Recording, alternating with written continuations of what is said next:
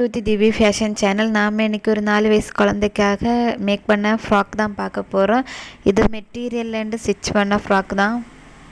ரொம்ப ஈஸியாக எப்படி தைக்கிறதுன்னு பார்க்கலாம் வாங்க. அதுக்காக மெட்டீரியல் தான் எடுத்திருக்கேன். இது மேலே பார்ட்டுக்கு கொஞ்சம் நல்ல கிராண்டான ஒர்க்கு தான் எடுத்திருக்கேன். கீழே ப்ளைன் நெட் எடுத்திருக்கேன்.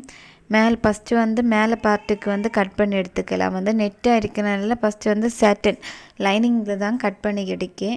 ஃபஸ்ட்டு ஷோல்டர்லேருந்து எவ்வளோ லென்த் இறக்கம் இருக்குது அப்படின்னு சொல்லி பார்த்துக்கோங்க. நான் அளந்து தான் எடுக்கேன்.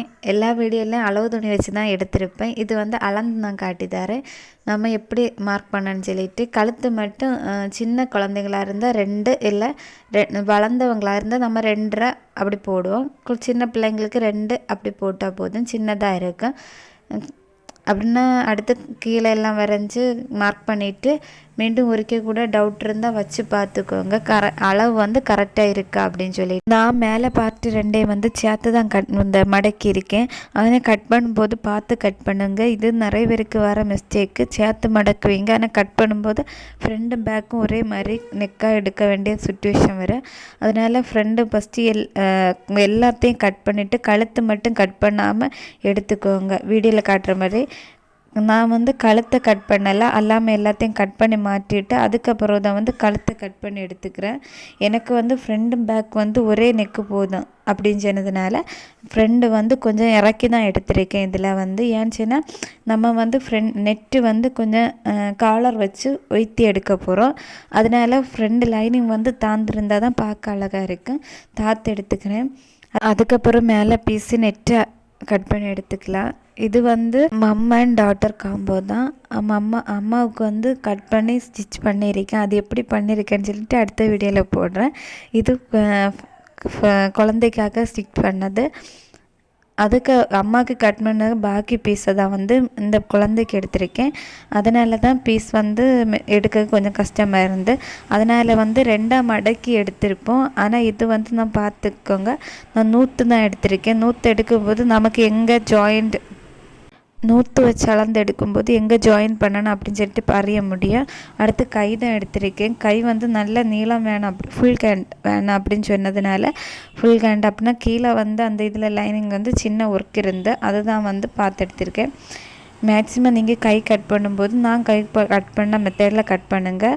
அப்படின்னு சொன்னால் நம்ம கைக்கு அளந்து எடுப்போம்ல, அந்த இடம் நம்ம ஏற்கனவே வெட்டி வச்ச துணியை பார்த்து அதே ஷேப்புக்கு வெட்டி எடுங்க. நான் சொன்ன மெத்தடில் கட் பண்ணும்போது வேறு பிரச்சனை இருக்காது. இது எதுக்காக கட் பண்ணி எடுக்கிறேன்னு சொன்னால், நம்ம இந்த ட்ரெஸ்ஸில் காலர் வைக்க போகிறோம். அதுக்கு தான் எடுத்திருக்கேன். காலர் எவ்வளோ நீளம் வேணுமோ அந்த நீளத்துக்கு எடுங்க. அடுத்து அவங்களோட கழுத்தளவு எவ்வளோ இருக்கோ அந்த லென்த்துக்கு எடுத்துக்கோங்க. அதுக்கப்புறம் கீழே ப்ளைன் நெட்டு தான் கொடுத்துருக்கேன். இது 10 மீட்ரு உண்டு ப்ளைன் நெட்டு. அது நம்ம நார்மலாக சாரி மடிக்கிறோம், அந்த மாதிரி மடிச்சால போட்டுட்டு இறக்கம் தான் மார்க் பண்ண போகிறேன். அளவு துணி வச்சு அளந்து, இல்லை மெயினாக ஃப்ராக்குன்னு சொன்னால் கொஞ்சம் கூட நம்ம அளவு 2 இது கூட போடுவோம். கொஞ்சம் ஃப்ராக்கு விரிஞ்சு கீழே கிடந்தால் தான் பார்க்க அழகாக இருக்குது. கரெக்டாக இருக்குது அப்படின்னு சொல்லிட்டு பார்த்து கட் பண்ணி எடுத்துக்கோங்க. எனக்கு இறக்கம் 10 தான் தேவைப்பட்டு பிள்ளைக்கு. அதுக்கப்புறம் மேலே பார்ட்டுக்கு மேலே இருந்த துணி எதுக்கு யூஸ் பண்ணுறேன்னா, கீழே நான் 2-3 லேயர் கொடுக்க போகிறேன், சின்ன சுருக்கு மாதிரி. அதுக்கு 3 சென்டிமீட்டர் எடுத்து கட் பண்ணி எடுத்துக்கலாம். 3 மீட்ரு கட் பண்ணி எடுத்துக்கிறேன். இதே மாதிரி அது ஒன்று கட் பண்ணிவிட்டு அதுக்கு மேலே வச்சுட்டு அதே மாதிரி கட் பண்ணி எல்லா பீஸையும் எடுத்து வச்சிருக்கலாம். ஃபஸ்ட்டே நம்ம தைக்க தொடங்கும்போது ஃபஸ்ட்டு இதில் இதே மாதிரி உள்ள சுருக்கு, இதே மாதிரி எக்ஸ்ட்ரா இது நம்ம ஒர்க்கு கொடுக்கிறத ஃபஸ்ட்டே முடித்து வச்சுட்டா நம்ம தைக்கும்போது ஈஸியாக இருக்கும். இல்லை தைக்கும்போது அதுக்கப்புறம் இது பிடிக்கிது அது அப்படின்னு சொல்லி ரொம்ப இது குழப்பாகும். அதனால் ஃபஸ்ட்டே கரெக்டாக மார்க் பண்ணி கட் பண்ணி வச்சுட்டு அதுக்கப்புறம் தச்சு எடுத்துக்கோங்க. இது கொஞ்சம் நிறைய வேணும். என்னால் 4 மடக்கி போட்டுட்டு கட் பண்ண முடியலை. அது 10 மீட்ரு இருக்கிறதுனால ரொம்ப கஷ்டமாக இருந்தது. அதனால தான் இதே மாதிரி கொஞ்சம் விரித்து வச்சு கட் பண்ணி எடுத்துக்கிறேன். தேவையானதை வந்து கட் பண்ண பிறகு நம்ம என்னெல்லாம் கட் பண்ணி வச்சுருக்கோம் அப்படின்னு சொல்லிட்டு தான் ஒருக்க எடுத்து வச்சுருக்கேன் உங்களுக்கு முன்னாடி. அதுக்கப்புறம் நம்ம ஒரு விஷயம் மறந்து நான் கட் பண்ணி வைக்கும்போது தான் ஓரமாக வந்து கீழே பார்ட்டுக்கு நெட்டு கட் பண்ணி எடுத்தேன். ஆனால் லைனிங் கட் பண்ணி எடுக்கலை. அதனால தான் வந்து மீண்டும் எடுத்துகிட்டு இருக்கிற லைனிங் பீஸை வந்து நம்ம எப்படி நெட்டு கட் பண்ணோமோ அதே மெத்தடில் தான் வந்து கட் பண்ணியிருக்கேன். எவ்வளவு இறக்கம் வேணும் அப்படின்னு சொல்லி பார்த்துட்டு, அப்படின்னா நம்ம மேலே எல்லாம் கட் பண்ணி எடுத்ததுனால வந்து அதில் வந்து அங்கங்கேட்டு என்னச்சுல ஸ்ட்ரைட்டாக இல்லாமல் இருந்தது. அதெல்லாம் ஃபஸ்ட்டு ஸ்ட்ரைட் பண்ணிவிட்டு தான் வந்து கட் பண்ணி வச்சுருக்கேன். எல்லா பீசஸையும் வந்து இன்னும் ஸ்டிச் பண்ண தொடங்கலாம். ஃபஸ்ட்டு வந்து ஃப்ரெண்டுக்கு வந்து லைனிங் அதை வந்து 2 மடக்கி ஒரு தையல் கொடுத்துருக்கேன். இது மெயினாக நம்ம ஃப்ரெண்டு கிளாத்தையும் வச்சு தான் வந்து மறைச்சி எடுக்கும். அது ஒன்றும் கொடுத்துல நார்மல் லைனிங்கை வந்து யூனிக் எடுத்திருக்கேன். அதை வந்து 2 மடக்கி இதில் வந்து உங்களுக்கு திருப்பம் இருந்தால் இது கொஞ்சம் கூட நீட்டாக இருக்கணும் அப்படின்னு நினச்சி இதில் வந்து பைப்பிங்கே நெக்கு கொடுத்துருக்குறேன். யூ நெக்கில் நார்மலாக நம்ம க்ராஸ் பீஸ் கட் பண்ணி பைப்பிங் கொடுக்குறது மாதிரி கொடுத்து எடுத்தாலும் ஃபினிஷிங் வந்து நீட்டாக அழகாக இருக்குது. நான் வந்து கொஞ்சம் கூட கட்டிடுறேன். 2 அடி வந்து அடிச்சுக்கிறேன். இது வந்து தைக்கும்போது கொஞ்சம் பொறுமையாக பாருங்கள். யூனிக் வந்து அது கரெக்டாக கிடைக்கல அப்படின்னு சொன்னால் நம்ம தைக்க முடிக்கும் போகிற அந்த நம்ம ஏம் பண்ண அளவுக்கு வந்து கிளியராக இருக்காது. அதனால் இந்த சில இடங்களில் மட்டும் கொஞ்சம் பொறுமையாக பார்த்து எடுத்துக்கோங்க. கரெக்டாக ஸ்டிச் பண்ணி எடுத்துக்கலாம். ஸ்டிச் பண்ண வர சின்ன சுருக்கம் இருக்குது. அதை வந்து கொஞ்சம் அட்ஜஸ்ட் பண்ணி எடுத்துக்கோங்க. சிலவங்களுக்கு வந்து கரெக்டாக கிடைக்கும். அது வந்து நம்ம தைக்கும்போது பார்த்து தைச்சா போதும். அதுக்கப்புறம் இந்த மெயின் கிளாத் எடுத்துக்கேன். நான் வந்து மேலே வந்து நெட்டு கிளாத்தை வந்து கழுத்து வந்து கட் பண்ணலை. ஏன்னா காலர் தான் வைக்க போகிறேன். அதனால் ஃப்ரண்ட்டுக்கும் பேக்குக்கு வந்து கழுத்து நான் வந்து மார்க் பண்ணி கட் பண்ணலை. அதனால் அந்த பீஸை வந்து வச்சாலே உங்களுக்கு புரியணும்னு நினைக்கிறேன். நம்ம இருந்த லைனிங் வந்து கீழே இருக்குது. அதுக்கு மேலே நெட் இருக்குது. நான் வந்து செக்யூர் பின் வந்து கொடுத்துருக்கேன். ஊக்கு தான் பின் தான் வந்து அங்கங்கே குத்தி கொடுத்துருக்கேன். அது வந்து ஃபஸ்ட் இது பண்ணிவிட்டு தான் வந்து தைக்க தொடங்கணும். இல்லைன்னா நம்ம ஒரு இடத்துல பிடிக்கும்போது இன்னொரு இடத்துல ப்ராப்ளம் வரக்குள்ள நிறைய சான்ஸ் இருக்குது. அதனால் இதில் வந்து செக்யூர் பண்ணிவிட்டு தைக்க தொடங்குங்க. நான் சொன்ன மெத்தடில் இதில் வந்து நம்ம லைனிங்கில் தைச்சி எடுத்தோம்ல அது வந்து மெயின் நெட்டில் வச்சுட்டு அது எங்கே இருக்கோ அந்த ஷேப்புக்கு ஃபஸ்ட்டு ஒரு அடி அடிச்சிடலாம். இது அடிக்கும்போது நமக்கு லைனிங் வந்து அங்கே இங்கே அப்படி நீங்காமல் கரெக்டாக ஃபிட்டாக இருக்கும்.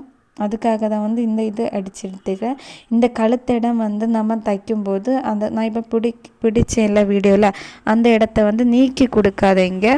பேக்லோட்டு நம்ம பண்ணுற மெயினாக தப்பு வந்து நம்ம யூனிக்கு விரிஞ்சு வரணும் அப்படின்னு சொல்லிட்டு நீக்கி கொடுப்போம். ஆனால் தைச்சி முடிக்கும் போது அது கழுத்து வந்து கொஞ்சம் இறங்கி கிழிஞ்சு வரக்குள்ள சான்ஸ் இருக்குது.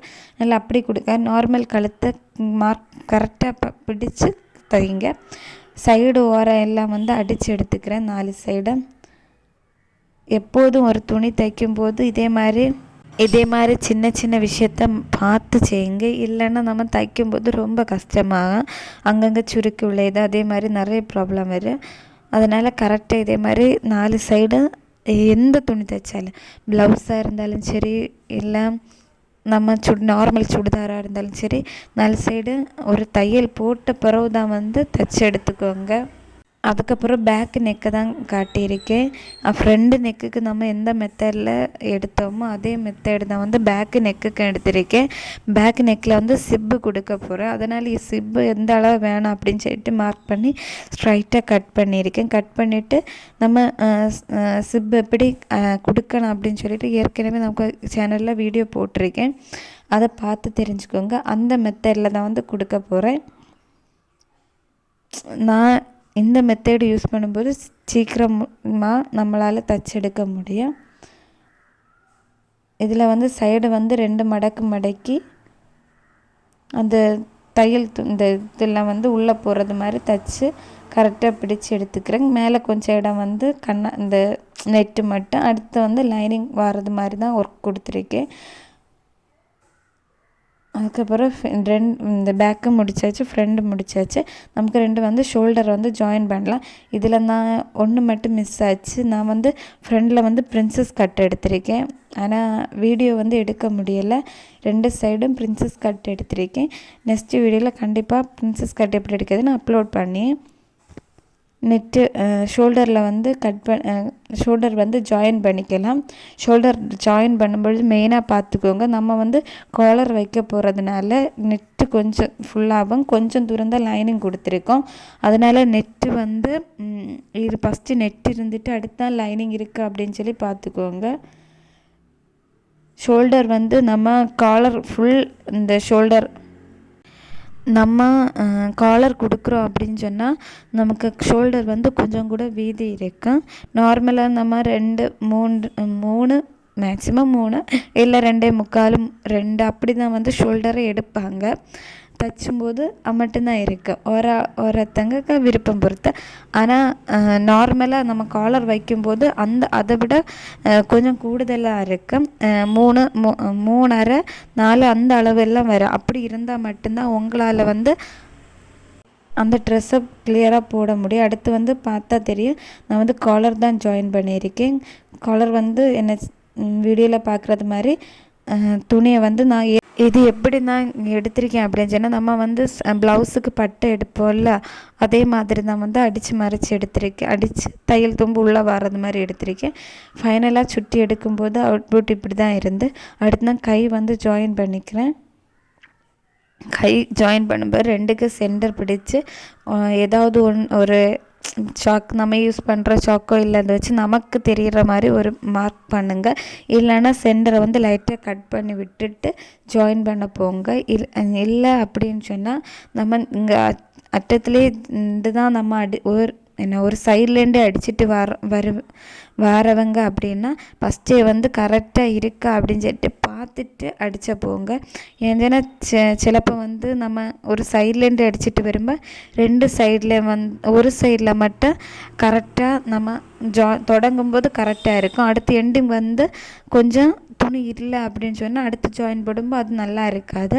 இல்லை நான் தைச்ச மெத்தடில் தைக்கிறோம் அப்படின்னு சொன்னால் சென்டர்லேருந்து தொடங்குங்க. அது பண்ணும்போது 2 சைடும் ஈக்குவலாக வரும். நம்ம ஜாயிண்ட் கொடுக்கணும் அப்படின்னால 2 சைடும் கரெக்டாக ஈக்குவலாக கொடுக்க வேண்டியது இருக்குது.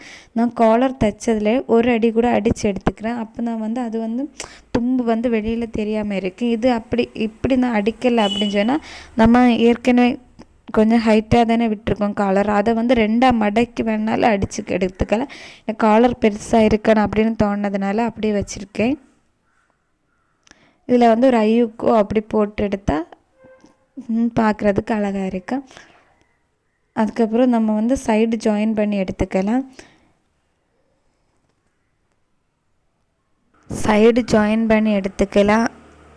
அதுக்காக வந்து இதில் ஒரு என்ன மெத்தட் யூஸ் பண்ணியிருக்கேன்னா, தையல் தும்பு தெரியாமல் இருக்கணும் அப்படின்னு சொல்லி மேக்ஸிமம் நம்ம தைக்கிற துணியில் எல்லாம் அடியில் வந்து பார்த்தா தையல் தும்பு தெரியும். அது வந்து கிளாத்து வந்து துண்ணுதோ கிளாத்து அப்படின்னா சீக்கிரம் வந்து துண்ணி ஒரு மாதிரி இருக்குது. அதனால் இந்த மெத்தடில் வந்து யூஸ் பண்ணுங்கள். ஃபஸ்ட்டு வந்து நல்ல பாகம் வீடியோவில் பாட்டுற மாதிரி நல்ல பாகத்தை எடுத்து வச்சுட்டு ஒரு தையல் தும்பு கொடுத்துக்கிறேன்.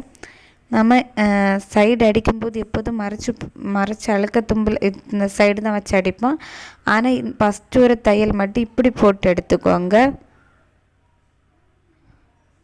அப்போ பார்க்குறதுக்கு நல்லா இருக்குது. இந்த இடத்துல வந்து நம்ம துணி வந்து உள்ளே வர்றது மாதிரி, நம்ம அடித்த துணி வர்றது மாதிரி பார்த்துக்கோங்க. இதே மாதிரி தைச்சி எடுத்த அப்புறம் எக்ஸ்ட்ரா இருக்கிற தும்பெல்லாம் வந்து கட் பண்ணி எடுத்து நீக்கிக்கலாம்.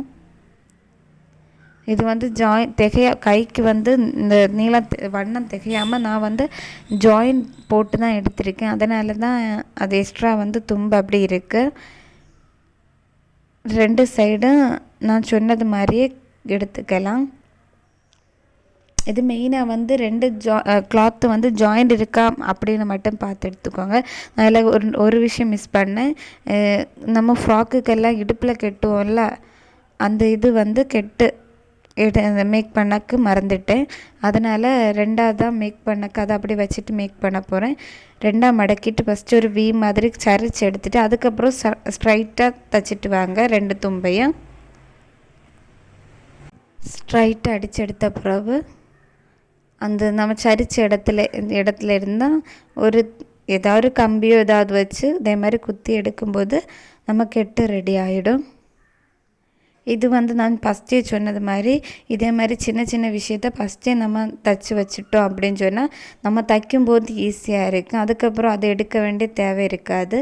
இது மறந்ததுனால ஒன்றேண்டு நான் இதை தைச்சி எடுத்துக்கிறேன். இது நம்ம கரெக்டாக அந்த இடுப்பு கட்டை கொடுத்து எடுத்துக்கலாம். ஃபுல்லாகவே எந்த அளவுக்கு இடுப்பு அளவு அப்படின்னு சொல்லிட்டு இதில் மார்க் பண்ணி கரெக்டாக இந்த தைச்சி எடுத்துக்கோங்க. நம்ம ஃபுல்லாக தைச்ச பிறகு தான் இப்போ நார்மலாக அப்படி தைச்சி எடுக்கும் ஒரு ப்ளவுஸ் மாதிரி இருக்குது. அதுக்கப்புறம் தான் அதை சுற்றி தான் ஃப்ராக்குக்கு நம்ம அட்டாச் பண்ணுவோம். இது நான் ஃபஸ்ட்டே ப்ளீட் எடுத்து வச்சுருந்தேன். வீடியோவில் காட்ட முடியாது, சின்ன சின்ன ப்ளீட்டு தான் எடுத்துருந்தேன். ஃப்ராக்குக்கு நம்ம கொடுக்குற மாதிரி இடுப்பு சைடு சின்ன ப்ளீட் எடுத்து இது தைக்கும்போது மெயினாக பார்க்க வேண்டியது 2 கிளாத்தும் சேமாக இருக்குது அப்படின்னு. இதில் இன்னொரு ப்ராப்ளம் என்னென்னா நம்ம அடியில் இப்போ மேலே பார்ட்டுக்கு அடியில் இது கொடுத்துருப்போம், சேட்டின் கொடுத்துருப்போம். அந்த சேட்டின் நம்ம தைக்கும்போது சுருங்கி ஆறி அந்த வரக்குள்ள நல்ல வாய்ப்புண்டு. அதனால் இது கொஞ்சம் பார்த்து தைச்சி எடுத்துக்கோங்க. இது செகண்ட் லேயர் மாதிரியும் கொடுத்துருக்கேன், ஒரு லேயர் மட்டும் கிடையாது, செகண்ட் லேயரும் கொடுத்துருக்கேன். நம்ம எத்தனை அடுக்கு போடுதோமோ அந்த அளவு ஃப்ராக் பஃப்பாக இருக்குது. அதனால் ஒரு லேயர் கூட மேக்ஸிமம் கொடுக்க ட்ரை பண்ணுங்கள். அப்போ தான் நல்லா இருக்கு. வீடியோவில் காட்டுற மாதிரி ஒரு லேயர் ஃபஸ்ட்டு லேயர் நான் இந்த ஃபஸ்ட்டே ப்ளீட் எடுத்துருந்தேன். செகண்ட் லேயர் ப்ளீட் எடுக்கலை. நான் தைக்கும் போதே பெரிய பெரிய ப்ளீட்டு தான் வீடியோவில் காட்டும்போது தெரியும். கொஞ்சம் பெரிய ப்ளீட்டு தான் எடுத்திருக்கேன்.